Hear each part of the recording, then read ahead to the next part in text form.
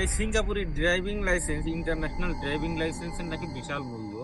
তা Singapore driving licence করতে গেলে একজন সিঙ্গাপুর সাধারণ ওয়ার্কার কিভাবে করবে, আদৌ কি করা যায়? হ্যাঁ, অবশ্যই করা যায়। আগে অনেকটা ইজি ছিল, এখন অনেক ডিফিকাল্ট।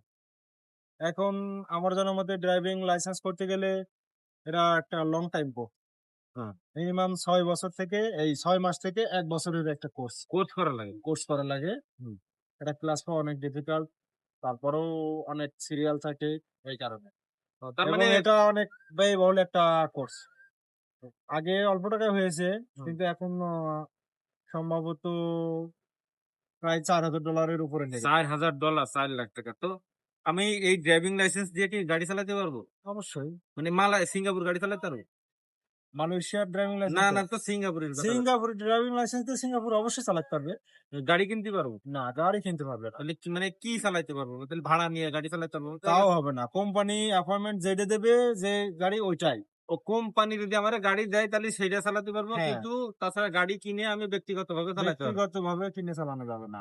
ও, এই যে এইসব ভাড়া টাড়া মারে ওগুলো তো সিঙ্গাপুর এগুলা থেকে, হবে না। এগুলা সিঙ্গাপুর সিটিজেন। সিটিজেন। তো ওই যে বলে যে লরি চালিয়ে মাসে 2 কোটি টাকা 1.5 কোটি টাকা ইনকাম করে বছরে, তো এগুলো কি আদৌ কি এর কোনো ভিত্তি আছে? ওগুলা অন্য দিক থেকে ইনকাম করে, পিছনের সাইড বাংলাদেশ থেকে।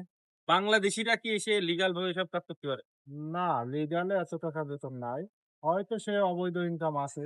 ও মানে অবৈধ চুরি চাচামি করে যদি কেউ, সেটা লরি কি আদৌ বৈধ ভাবে চালানো যায়? বৈধভাবে কোম্পানির লরি চালাতে পারবে। ও, কোম্পানির লরি চালাইতে পারবে, তাছাড়া নিজে লরি মারি কিনে এটা। কোম্পানির কাজের জন্যই, শুধুমাত্র কোম্পানির কাজের জন্য, অন্য কোনো কাজের জন্য না। অনেকে আছে যে কোম্পানির লরি দিয়ে অনেক সময় ভাড়া মারে অন্য জায়গায়। ও, এটা ধরা পড়লে সমস্যা। ও। কোম্পানি যদি জানতে পারে, তো কোম্পানি অবশ্যই তাহলে তার বিরুদ্ধে অ্যাকশন নেবে। আপনারা আপনাদের গুরুত্বপূর্ণ অ্যান্সার মনে হয় পেয়ে গেছেন। ধন্যবাদ।